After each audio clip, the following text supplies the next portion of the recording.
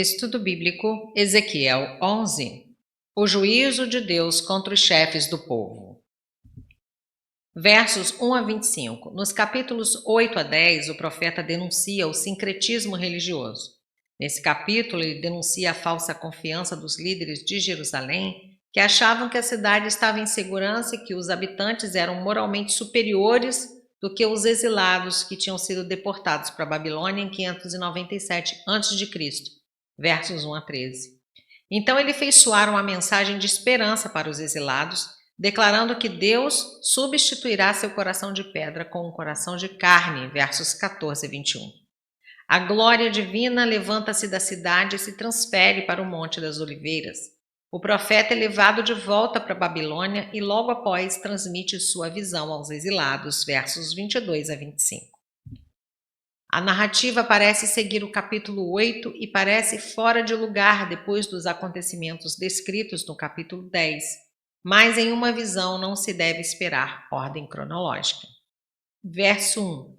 Joazanias. Não é o mesmo mencionado em capítulo 8, verso 11.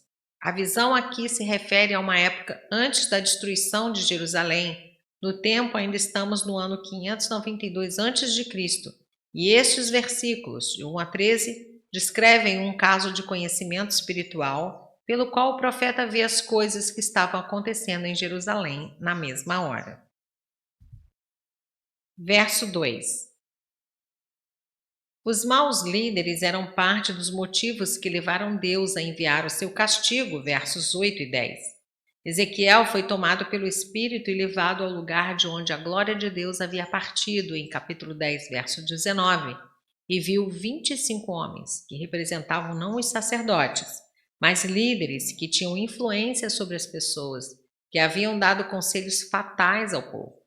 Quando Deus pune os líderes maus, seus seguidores também são punidos. Podemos concluir a partir disso que nenhuma nação se ergue acima de sua liderança. Verso 3. A panela. Esses homens confiam tanto na segurança física da cidade de Jerusalém, que para eles é uma panela de ferro pesada que conserva a carne contra as chamas que existem ao seu redor. Nota homilética, verso 5. Aqui temos a chave para a ação dos profetas que não falaram de si mesmos, mas sim falaram da parte de Deus, movidos pelo Espírito Santo, apontando para a pessoa de Jesus Cristo, 2 Pedro 1, versos 19 a 21 e 1 de Pedro 1, versos 10 a 12. Esta inspiração pelo Espírito Santo faz o profeta trazer à situação humana a resposta divina. Se alguém quer fazer isto hoje, deve primeiro assimilar a palavra de Deus, a mensagem profética inspirada pelo Espírito Santo, capítulo 2, verso 8 e 3, verso 3. Depois deve ficar permanentemente ligado a Cristo, João 15, versos 1 a 10, já que ele é a figura central da Bíblia, Lucas 24, versos 44 a 49. Daí uma vida cheia do fruto e do poder do Espírito, 1 Coríntios 12, versos 1 a 11, Gálatas 5, 22 a 26. Verso 6. Multiplicastes os vossos mortos. Os líderes que induziram Israel ao erro ao incitar falsas expectativas de uma defesa vitoriosa, em vez de aconselhar uma rendição pacífica, eram os responsáveis pelo resultado de morte que isso resultou. Muitas pessoas morreram ao resistir à Babilônia. Verso 7. Matastes. O partido que maquinava a rebelião assassinava seus próprios compatriotas mais pacíficos. Jeremias 41, versos 1 a 10. Os mortos, porém, seriam os únicos a acharem paz e segurança em Jerusalém. Os demais seriam trucidados fora da cidade condenada. Verso 13. Morreu Pelatias. A morte de um dos líderes do verso 1 foi um sinal de que Deus certamente faria com que suas palavras se concretizassem. Aparentemente, esse líder morreu repentinamente enquanto Ezequiel estava recebendo a visão de Deus, de modo que o profeta temeu que a morte desse líder pudesse significar a morte de todos os israelitas. Capítulo 9, verso 8. Versos 14 e 15. Foi dito a Ezequiel que ele tinha agora uma nova família, não a de sacerdotes em Jerusalém, a que ele estava ligado pelo sangue, mas seus companheiros de exílio na Babilônia, identificados como aqueles que agora seriam tratados como proscritos. O sacerdócio estava para terminar e ele teria uma nova família. Verso 16, santuário. Uma tradução melhor seria por breve tempo, ou seja, durante o tempo que durasse o cativeiro. Deus seria a proteção e a provisão para aqueles que haviam sido dispersos durante todo o período de 70 anos até que fossem restaurados. Verso 18: tirarão seus ídolos. O fato é que depois da volta do cativeiro, os israelitas nunca mais caíram na tentação da idolatria. Verso 19: dar-lhes-ei um só coração.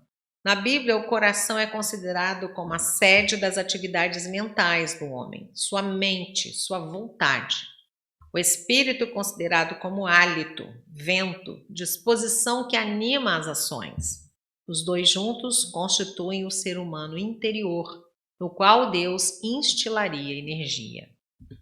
Em lugar do coração de pedra, insensível, obstinado, Deus lhes daria um coração de carne, capítulo 36, versos 26 e 27, Jeremias 31, versos 31 a 33, que seria sensível, receptivo ao toque divino e obediente à sua vontade.